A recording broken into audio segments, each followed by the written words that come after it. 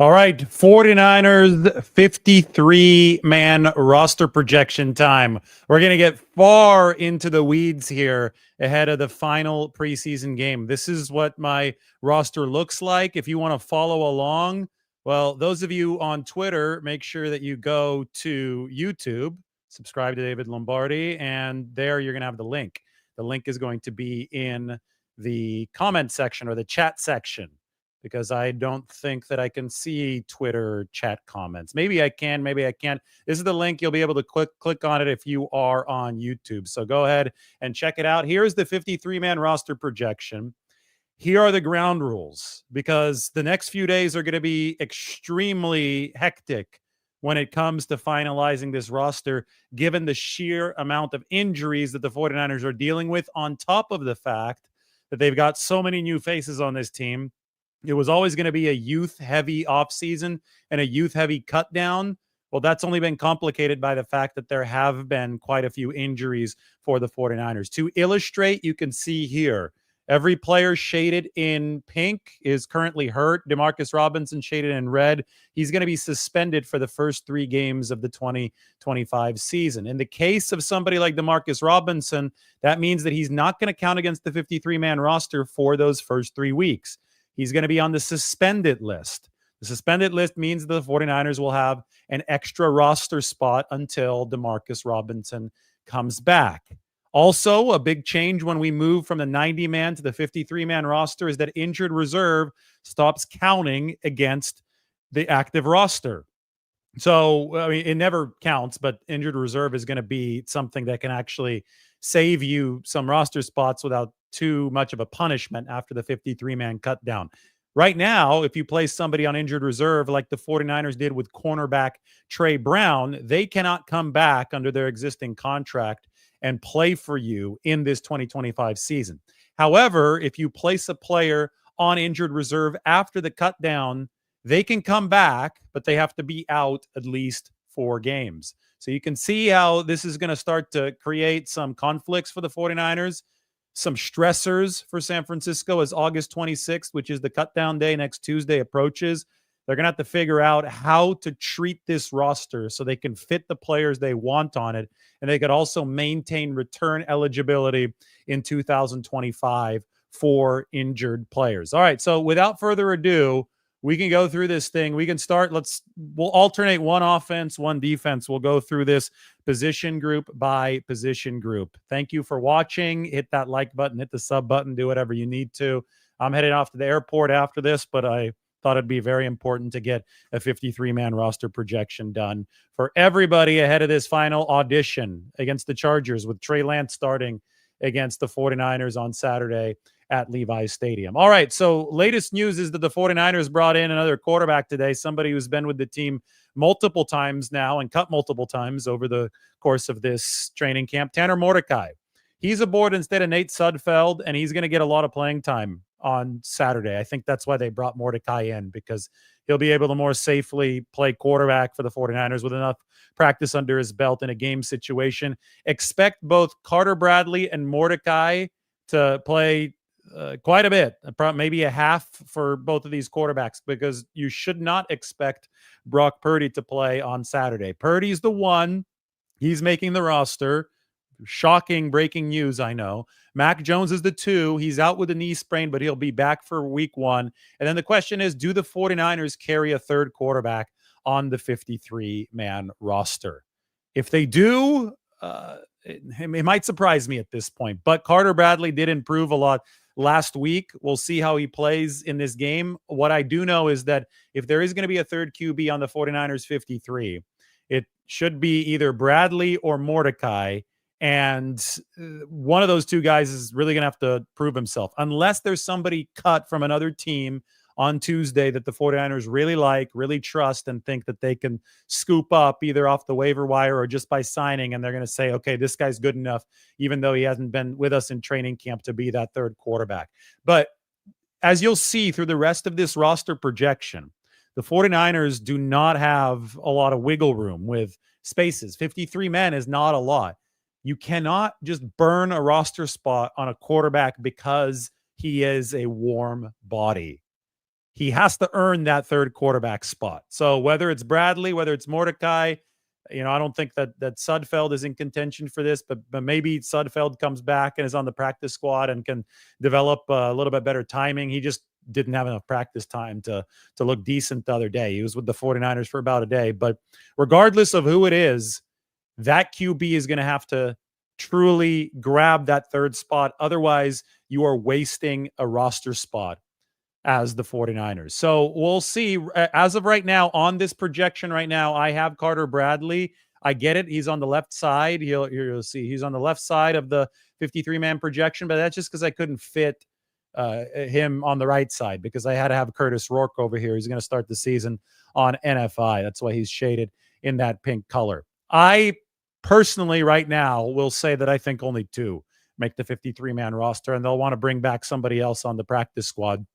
My thoughts on this are simple, and it is if you're down to your third quarterback for an extended period of time, your season is very likely toast. Now, the exception to that rule was Brock Purdy in 2022. He entered camp as the fourth QB, made the team as the third QB over Nate Sudfeld, and then blossomed into what he is today. And that all happened within the course of 2022. He was a good quarterback as soon as he began starting games for the 49ers, when he was plugged in there against the Miami Dolphins. So that, though, should not be used as an indicator of what's always going to happen with QB3. Now, the 49ers do have some hopes for Curtis Rourke, who, like Purdy, is a 7th-round pick, but he is still recovering from a torn ACL. So he's not going to count against the 53. He's going to carry over to the NFI regular season list. The only way that you can do that is if you were on the NFI preseason / training camp list. So Rourke is going to stay with the team. They're going to maintain his contract. That's a 4-year deal for a 7th-round pick, which is very valuable for a quarterback. As you saw, it was very valuable for the 49ers to have Brock Purdy on a 4-year contract. And whenever Rourke is available, the 49ers will be able to activate him, and maybe he'll take over the third quarterback role then. That's one more reason to believe that maybe they don't take a third on the 53 right now, because I think it's going to be possible to get either Tanner Mordecai or Carter Bradley through to the practice squad. So you do that. You have a third quarterback in case you need to call somebody up at some point during this season. And then you have Curtis Rourke waiting in the wings. And if he's healthy by October, by November, you can activate him onto the 53-man roster. And you could keep that fourth quarterback around on the practice squad if you want, but you won't have to at that point. So I think that's how the 49ers are going to proceed at the quarterback position. All right, now it gets a little dicier at the running back spot. So here we see Christian McCaffrey at the top of the pecking order for the 49ers. That's an obvious one. Isaac Guerendo is running back 2. Isaac Guerendo is a very talented player. We get to see now if he can stay healthy. That's the big key. I mean, 220 plus, 4.3 40, ability to catch the ball out of the backfield. There's a lot right about Isaac Guerendo's game. He's clearly running back 2, and maybe I need to move Jordan James over here because previously we had just too crowded of a running back row, but since guys have gotten hurt, it's definitely not as crowded anymore. So we could remove Jordan James from the fullback row. We can put him here into the running back row. He should be back soon, coming back from the broken finger. He is the 49ers number 3. The question at running back is, do they carry 4, not including Kyle Juszczyk, the fullback? Because they have carried 4 typically in the past. If they do carry 4, is it Jeff Wilson Jr. or is it Keyshawn Vaughn? Or do they just try to get both Wilson and Keyshawn Vaughn through to the practice squad and save a roster spot? That's what I have right now. But again, this would be bucking the past trend. I'm just looking for spots where the 49ers can save a 53-man roster position, because I think given their injury situation, that could be very valuable when building this roster. But James, Guerendo, McCaffrey, expect all 3 of these guys to make the team. And then the wild cards are old friend Jeff Wilson Jr., Keyshawn Vaughn, who was with the practice squad for San Francisco last year. Kyle Juszczyk, obviously making the team for the 49ers. Yes, there have been quite a few injuries in the running backs room. Yes, the 49ers are interested in still adding to that room via trade. You've heard some of those rumors and some of those reports with Brian Robinson Jr. They're going to be scouring the waiver wire. They're going to be looking at players who are available either before or right around the cut on August 26th. Remember, nearly 1,200 players around the league are going to be cut on Tuesday. So it's going to create a lot of roster opportunity. And because of the 49ers' interest in bolstering the running back room as much as possible, I tend to think that they're going to carry 4 eventually, but I just don't know who that 4th guy is. It's like the quarterback room. You got to prove yourself into the 53-man equation. Jeff Wilson Jr. dropped a pass today at practice. I know he wasn't happy with it. He spiked the ball into the ground in disgust after dropping that pass. So I don't think he was great in pass protection for the 49ers in the game against the Raiders. In fairness to him, he had just been signed a couple days earlier. With no Patrick Taylor Jr. now, that spot opens up. Patrick Taylor Jr. was going to be kind of the floor, good pass protector for the 49ers. Obviously not a great runner, not a great receiver out of the backfield, but a vet who was going to give the 49ers a little bit of a floor in that running back room.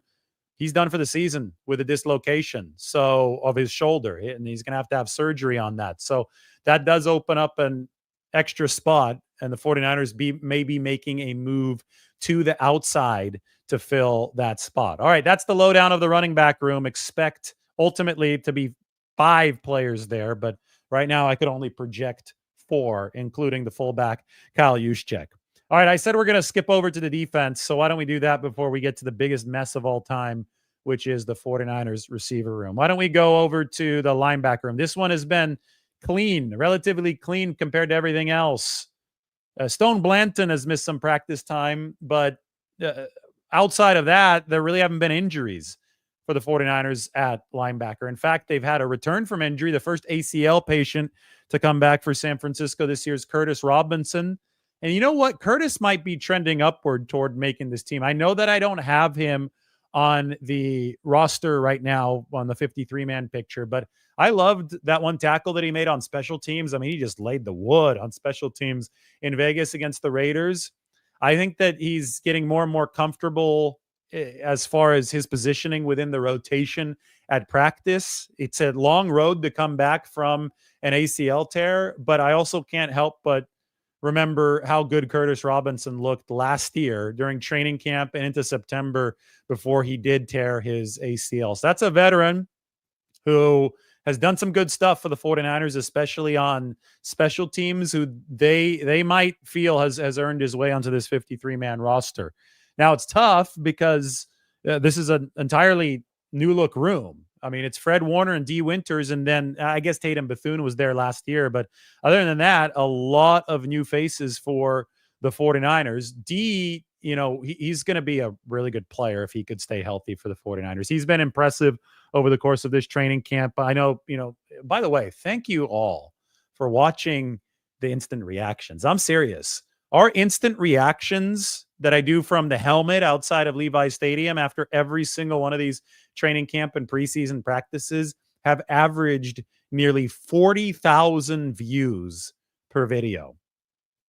That is so cool. And I've talked about D. Winters in some of them because I still remember standing in front of that helmet talking about D covering Christian McCaffrey downfield, D thudding people up at practice. I mean, he's made a lot of plays, and I've talked about them a lot. I get it over the course of the last month. And as an aside, I thank you all for watching these instant reactions. Last year, we were getting like 15 to 20,000 views per instant reaction. This year, we are up to over 35,000 on average. Things definitely looking up. So thank you again to the viewers. Those of you watching on Twitter, go ahead and go to YouTube. Hit the subscribe button there. We're about to have a massive party once we hit 100,000 subscribers on YouTube with this 49ers coverage. So anyway, Fred, D, those are your 49ers top 2 linebackers. Who's going to be the number 3? Right now, if you're watching practice, if you're watching some of these games, I know it's not going to be as evident on Saturday with them playing a lot of backups, but Luke Gifford has been the 3. Tatum Bethune, I think, is making a move toward that 3. Bethune is younger. There's more team control on his contract. He's a 7th-round pick, a draftee out of Florida State that's playing like a vet as far as he's playing within himself, which is what I really like about Tatum Bethune. He plays a mature brand of linebacker. So I think he's higher up right now in the pecking order than Nick Martin. And that's nothing against Nick Martin. Nick just needs more developmental time. Nick is still a little too fast for his own good, if that makes sense. He needs to let some plays come to him. We've seen him miss a couple tackles in each of the 49ers' first 2 preseason games, but I think nobody on the roster improved more between week 1 and week 2 than Nick Martin, the 3rd-round pick out of Oklahoma State. I mean, the progress that he made between week 1 and week 2 was visible. Whoever saw it, you can raise your hand in the comment section. I definitely saw it. Nick Martin was awesome when it came to his blitz timing in week 2. That's something that he didn't have a grasp of in week 1. I don't even know if they asked him to blitz in week 1 because I don't think they were ready to see that yet. He wasn't able to fit runs and make tackles at all in week 1 because he just wasn't playing within himself. By week 2, he was playing much more within himself, not fully there yet, but he made massive, massive strides. For the time being, though, the 49ers are going to go with the higher floor players, and that's either Gifford or Bethune. Now, in the past, they've often had 6 linebackers on their 53-man roster. Right here, you can tell that I have 5. So who's the competitor for spot number 6? Well, this is why I'm watching on Saturday. Curtis Robinson can make a statement here coming off the ACL tear. Chaz Surratt, who Robert Saleh really likes, and maybe whom Brant Boyer really likes as a special teams guy, can make a case. Stone Blanton's been out of practice this week, so we'll see where he's at health-wise for the 49ers, but he might have to settle for the practice squad at this point. And then there's Jalen Graham, a more familiar face.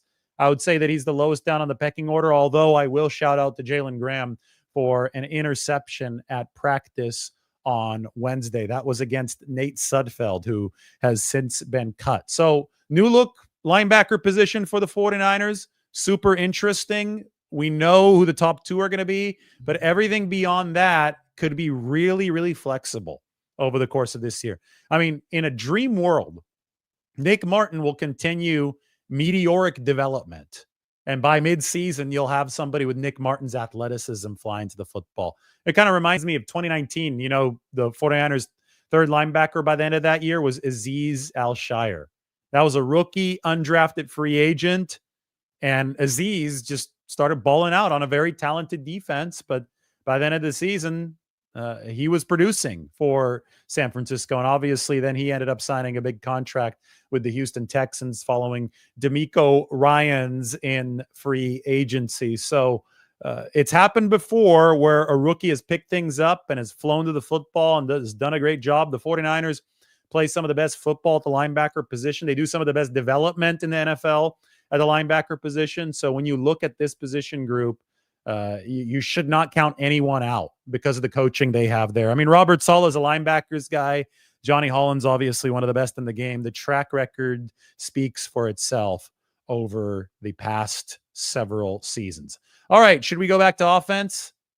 Yeah, let's go back to offense, but let's not do receiver yet. We'll get to receiver. I'm waiting for more people to be watching. I'm looking down here to see how many viewers we have because we're on Twitter as well right now. Ooh, nice. YouTube, already over 450. It's growing quick. I like it. Thanks, everybody, for tuning in. Hit that like button. Send this to your friends. We're having some fun here before I head to the airport on this beautiful Thursday night. All right, tight end. Tight end is another position that really hasn't been affected by injury, which might seem crazy because it seems that the 49ers' entire roster has been beleaguered by these injuries. But linebacker and tight end have generally skated free. Kittle, 1. Farrell, 2. They only have 4 tight ends on the roster right now. Do all 4 of them make it? Because the 49ers in the past have typically carried 4 tight ends on the 53. There's been one time, I think, where they didn't carry 4. But right here, I only have 3 because I'm not sure. I got to watch this game on Saturday to see what happens. But Braden Willis and Jake Tonjes are fighting for the 3. And then the question is, are they fighting for the third tight end spot and a 53-man roster spot, or are they both going to make the 53 and uh, uh, one of them becomes the obvious number 3 and the other one is the number 4? Again, because of all the injuries that the 49ers are dealing with, and I'm going to get into this at the receiver room where they're going to have to make a lot of ninja moves as they try to play roster Tetris here to get everybody to fit. But because of the relative lack of space elsewhere due to some of these issues, I think the 49ers are going to find it harder to carry a 5th running back, to carry a 4th tight end. I'm not saying that they won't do it, but I think it's going to be more difficult, and they're going to have to play that limbo game. They're going to have to bend over backwards in a more aggressive fashion. So 3 or 4 tight ends is the question. I think Braden Willis and Jake Tonjes have both done some good stuff for the 49ers over the course of this camp. I've been impressed with some of Braden Willis's receiving ability. I think he's actually runs fairly fluid routes, especially on some of those outbreakers.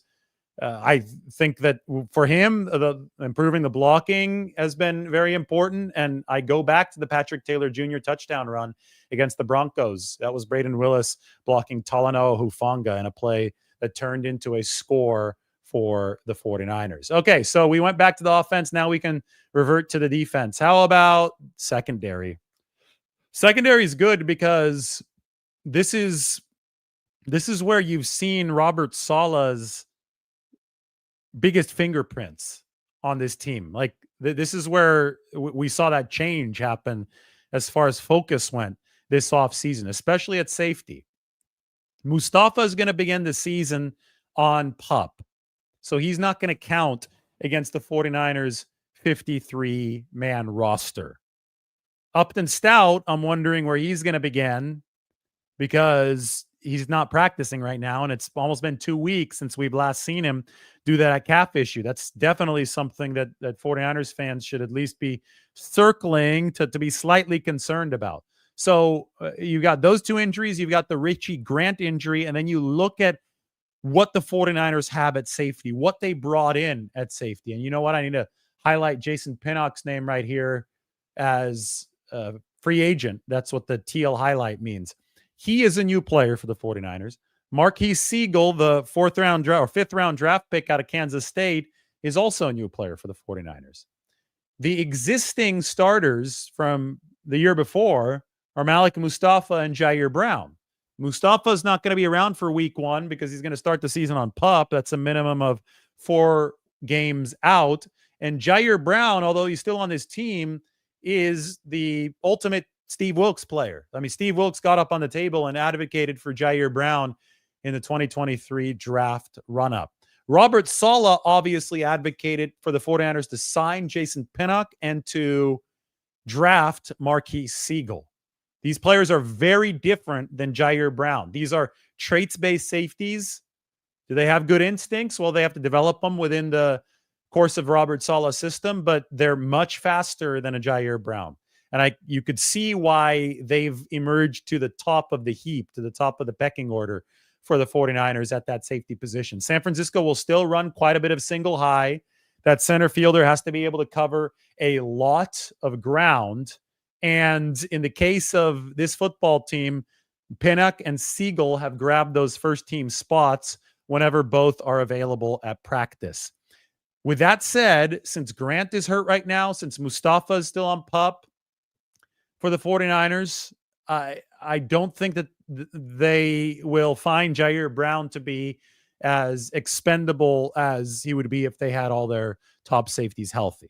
Remember that the trade deadline doesn't happen until about the middle of the season. So even though this is a 53-man roster, it's not the final one. It's the first one. And there is still an opportunity to make moves beyond this week. But if there's a spot where the 49ers might sell at some point, I think safety might be the first one to look at.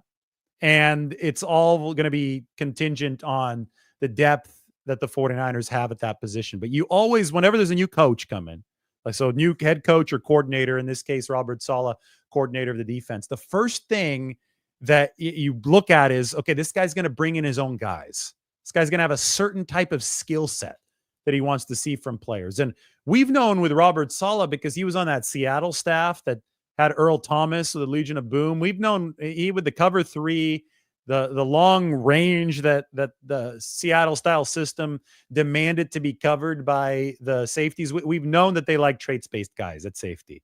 And Earl Thomas had traits and he had instincts, so he's the Hall of Famer, right? He had both. But that archetype, I think, has stuck with Robert Saleh through his entire career, to the point where when he was with the 49ers early, they had a 7th-round pick named Adrian Colbert who ran a 4.3 40. When he went to the Jets, they had Jason Pinnock, who's now with the 49ers. So it's no coincidence that Pinnock is now with San Francisco. I think he lives in Atlanta over the course of the offseason. And he said that in his closet there in Georgia, Jason Pinnock still had an old Jets playbook.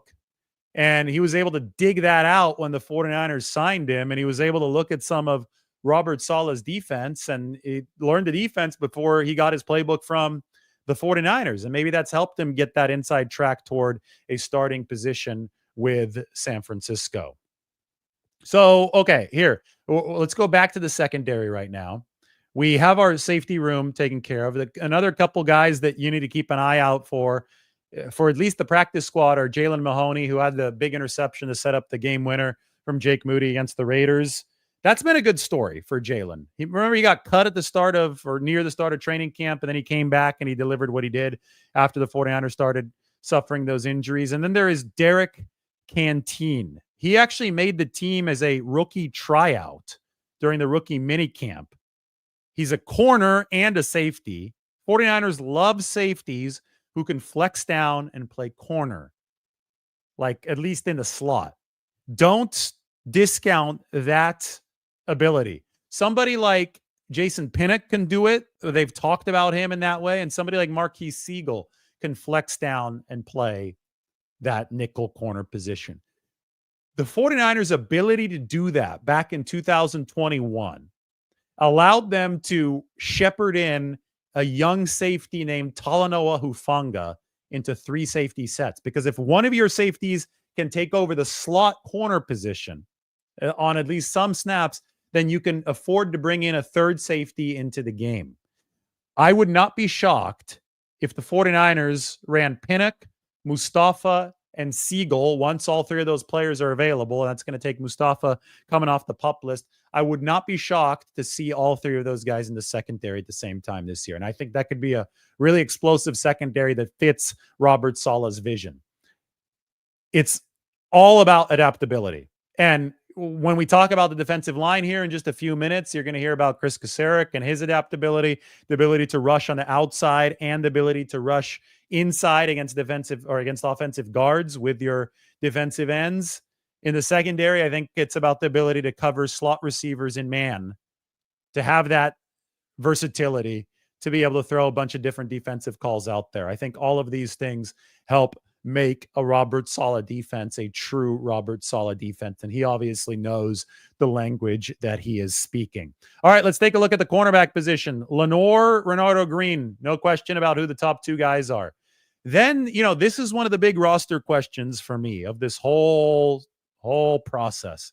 Upton Stout. Is he close to coming back? Are the 49ers Kyle Shanahan said, calf injuries can turn into something else if you don't take care of them properly.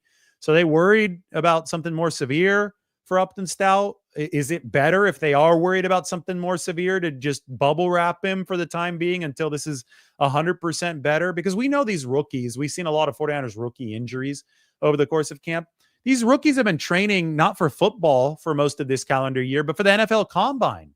Which is why you see rookies get hurt around the whole league, because it's set up for them to run as fast as possible and do a bunch of drills that don't exactly translate to football in Indy at the end of February. So they're all breaking away from their normal routine. And then downstream, I think that can literally hurt them. I think that could be something that creates some injury issues and creates just a poor acclimatization process to the NFL. Don't know if that's the case with the calf right now for Upton Stout, but it's fair to wonder with all these rookies.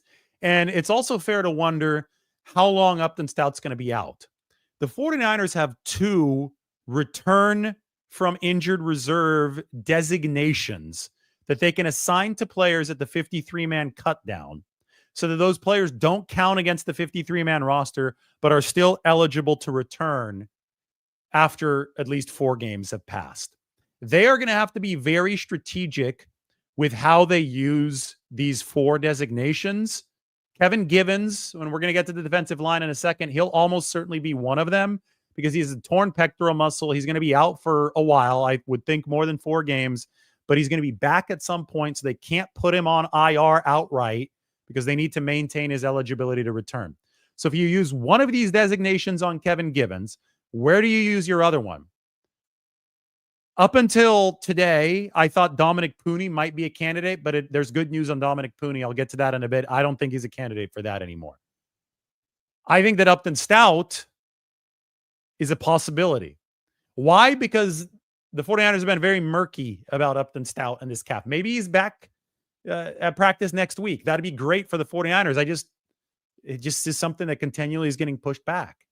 It's not a great sign, but hey, if the best path of action for Upton Stout is to bubble wrap him and let this calf fully heal, by all means, the 49ers seem to have the flexibility to do that. Use one of your return from IR designations on Kevin Givens, the defensive tackle. Use another one of them on your nickelback, Upton Stout, the 3rd-round pick out of Western Kentucky. Who says no? I mean, if that's what it's going to take, who says no for Upton Stout to stay safe, right? You want him to stay safe. You don't want a severe injury this early in his NFL career, especially given how promising he looked early in training camp. Now, this is, again, I never present speculation as fact. I'm very, very careful to let you guys know when I'm speculating. So I don't know exactly what the deal with Upton Stout is. I do know that I've shaded him in the injury color here. And if he can't go, then I think that Chase Lucas is vying to be the 49ers' top nickelback.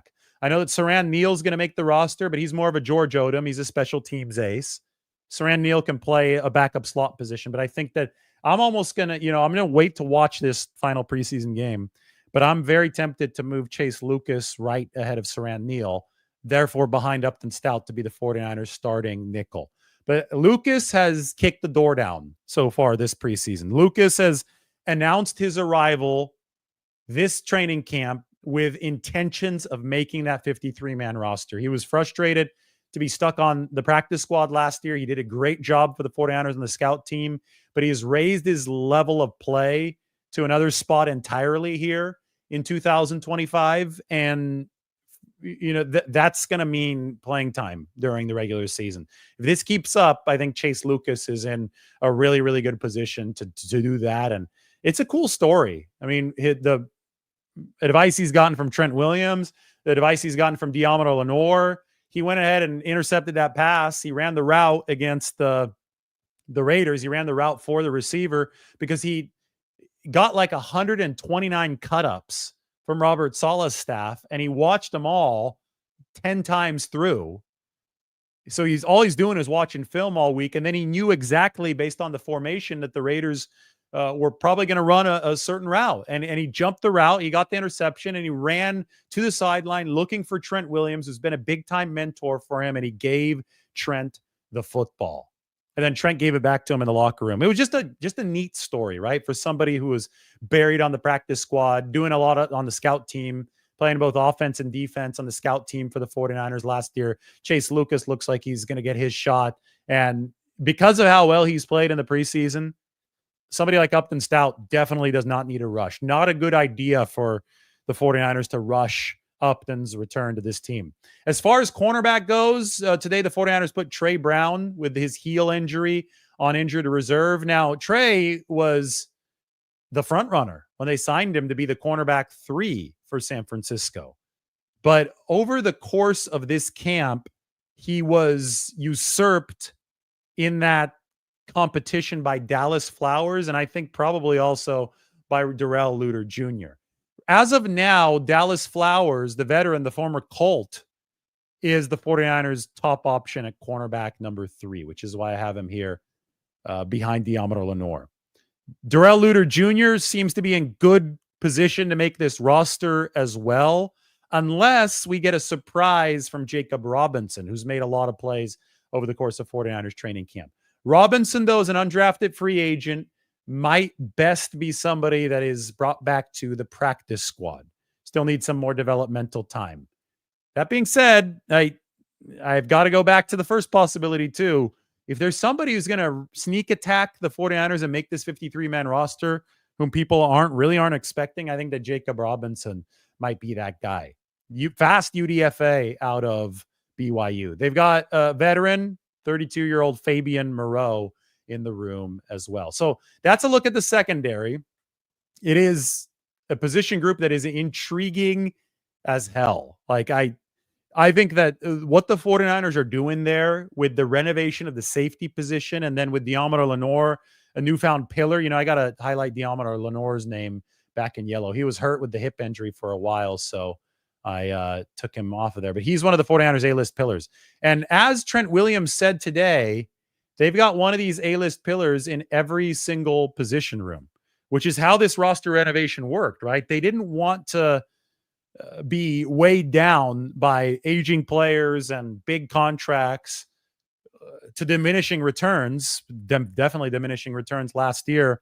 But they wanted to keep the guys who were true leaders of this team, who were still playing prime level football. And each position group has retained at least one of them. Lenore at corner, Fred Warner at linebacker, Nick Bosa at defensive line, Trent Williams at offensive line, George Kittle at the tight end position, Brandon Ayuk in receiver. And Ayuk is acting like much more of a leader than he was at this time last year, even though he's still on PUP and not playing. But he's there helping guys out. He's there doing as much as he possibly can within the rules out on the practice field. I think that's been a welcome sight for the 49ers. McCaffrey amongst the running backs, Brock Purdy amongst the quarterbacks. So the A-list foundational pillars are still there for the 49ers, and they're the ones that are helping shepherd some of the younger, very necessary depth around them along. All right, so we went through the 49ers defensive backfield. Now we still have the wide receiver position, the offensive line, and the defensive line to go in this 53-man projection. Time for me to get a little bit of water. I've been drinking this water throughout the course of this afternoon. We recorded a really cool video, a nice interview, if you will, that's going to drop around 8:45 a.m. tomorrow. So be sure to stay tuned for that. We're going to premiere that at 8:45 tomorrow. Special guest. You can guess who it is in the comment section.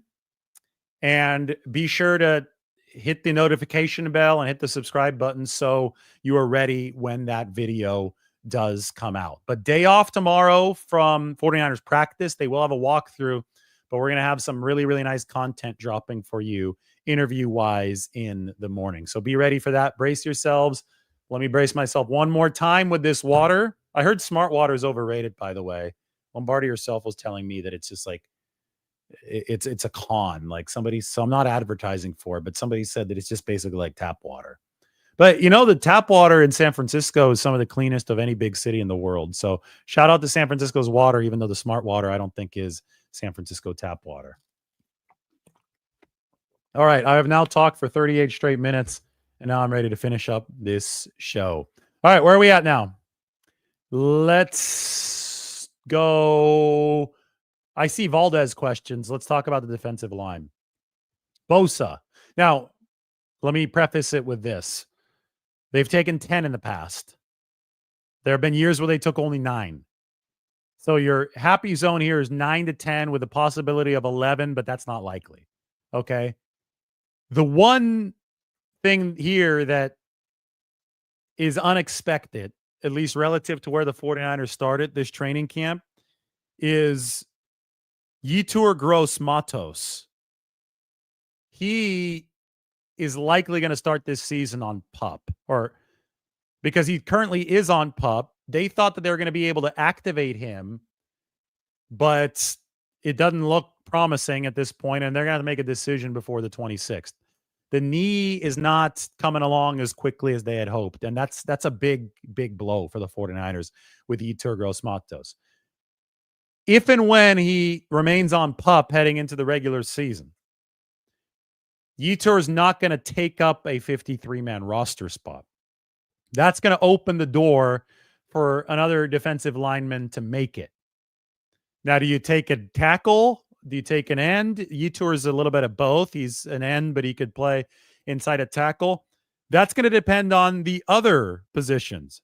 As I said, Kevin Givens is going to be one of the IR return designations, so he's not going to take up a roster spot. Yetur, if he stays on PUP, same thing. So here you could see I've got 12 defensive linemen listed, but that immediately cuts the number to 10 between Bosa, Elliott, Kalia Davis, Michael Williams, who should be back next week, Bryce Huff, Evan Anderson, CJ West, I would think, back next week, Robert Beal Jr., back at practice today. We could remove the injury shading from Robert Beal Jr. Kevin Givens, not counting, Alfred Collins, rookie, Sam Okawanu. So there's your 10. But if there is any other injury funny business here, or if somebody like Robert Beal Jr. doesn't make the roster, all of a sudden the door is open to one of these guys, maybe a Sebastian Valdez. That's why this Saturday is such an interesting proving grounds to me. We can watch Jalen Allen, the very light but speedy edge rusher, went to college with Bryce Huff. We can watch Bruce Hector, the defensive tackle who was with the Jets, playing under Robert Saleh at one point. We can watch Jonathan Garvin. We watch Trevis Gibson, veteran with 11 career sacks. We can watch Shaquille Brown, another player who last year went from a tryout to a roster spot for the 49ers. We can watch William Bradley King, somebody who was brought in to help the 49ers get through last week, but is still stuck around at this point. It's a chance at the very least for him to put some good film on tape so that another team might be interested in him. This is going to be a very competitive game on Saturday. You know, it might not be the prettiest football, and you might not see a lot of the big-time superstars out there for the 49ers, but you're going to see a lot of hungry men, especially along this defensive line, looking for a roster spot, looking for employment in the NFL. And that's what this end of the preseason is all about. So if you like some of these stories of perseverance, of hard work, buckle up, because I think that it's going to be fun come Saturday night, 5:30 at Levi's. Trey Lance starting for the Chargers against the 49ers. All right, so we done defensive line. We only have one left, offensive line for San Francisco. Let's get to it. You want the, okay, somebody wants the roster spreadsheet.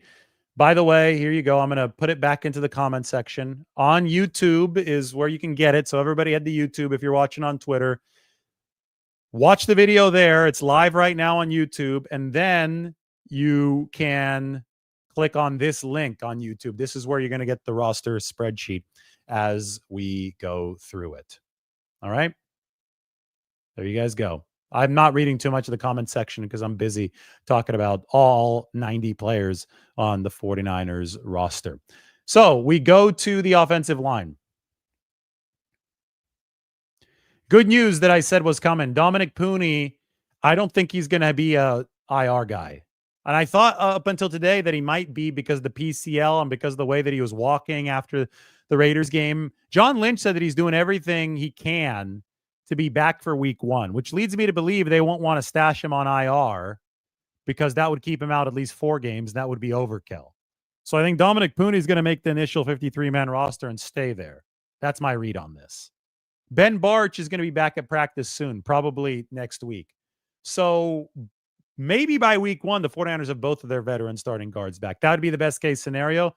But if they don't, I think that Connor Colby is going to take over for Dominic Pooney on the right side. In fact, I think it might be time to change the order here. We'll put Colby over behind right guard, and we'll put Nick Zakel on the left side. Why? Because Colby's been taking first-team snaps while Pooney's been out at practice, and Colby played on the right side in college at Iowa. So, and they've been happy with his pass protection as a team player. He's been good picking up blitzes. He's been good communicating with his fellow linemen.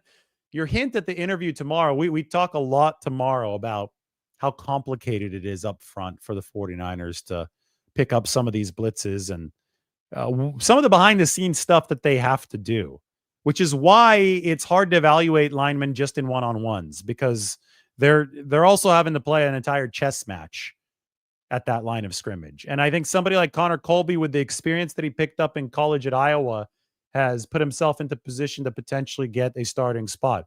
My great prediction at the start of training camp, or no, after the draft, was that Connor Colby will start at some point this year for the 49ers. That they might need him for spot duty, but they're going to need him to put his hand into the dirt and start a football game for San Francisco at one of the guard positions. And it might happen here week one if Dominic Pooney is not back. So we can revisit that prediction now, but we can.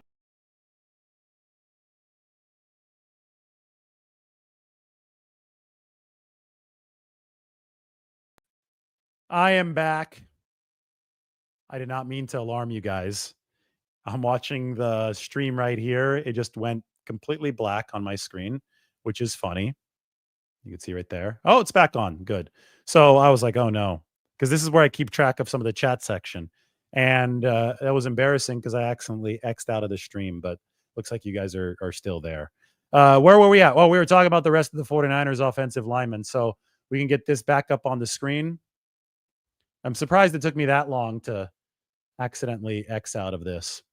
So you've got Williams, Barch, Brendel, Pooney, McKivitz, Colby, Zakel. Burford is going to be your swing tackle unless they can find somebody here at the cut down. And Burford's a better tackle than he is guard, period.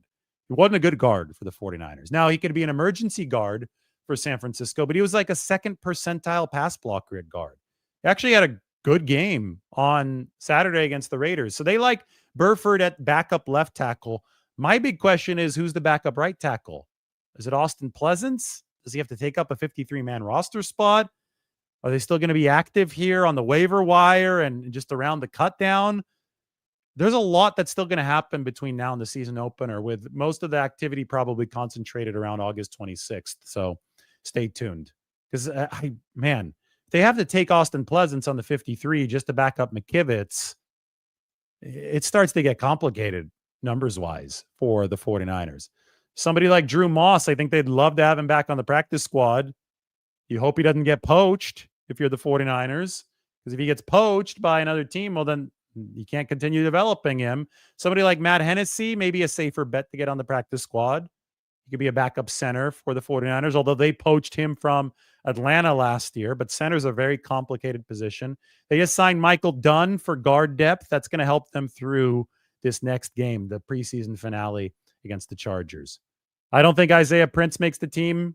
He had a poor showing against the Raiders. Maybe he gets better this weekend, but those false starts, that wasn't good. And I think Drake Nugent probably somebody best for the 49ers practice squad again to continue his development. Isaac Alarcon is going to be on the practice squad as the 49ers international exception player. They can have 53 on the actual active roster. They could have 17 on the practice squad, 16 plus the international exception. That adds up to 70. So that's what I think the 49ers 70-man roster will look like, with a lot of questions ready to be answered this Saturday. On the San Francisco Standard, I'm going to have a live 53-man roster projection ready for you, probably even while that game is still going on. We can be talking during the game. We could be making some tweaks to that 53-man roster projection, and then we will unleash our final one after the game is over. Then on Tuesday will be cut down day, but it's not going to be over on cut down day. The 49ers might even release some players and re-sign them the next day to fit some guys onto injured reserve. That's what you do with vested veterans who can't be claimed off waivers. There are going to be a lot of roster tricks, I think, that the 49ers try to use like that on cut down day. And then the building is not going to be finalized. And even that's not a finalization. It's just the first roster. But the building and the 70-man, including the practice squad, is not going to be set until Wednesday, the day after the cut down. That's when they signed the 16 practice squad guys. So buckle up, because this is going to be some of the biggest strategy session of the year. And I know that I love to talk strategy. I know that I love to take you guys through this depth chart, and hopefully you learned something today. If you learned something, give me a thumbs up. If you didn't, give me a thumbs down. Either way, you can comment. And it's been exactly 49 minutes. I did that on purpose. I timed talking about everybody into 49 minutes for the 49ers on purpose. It takes a lot of skill. We'll talk to you guys soon.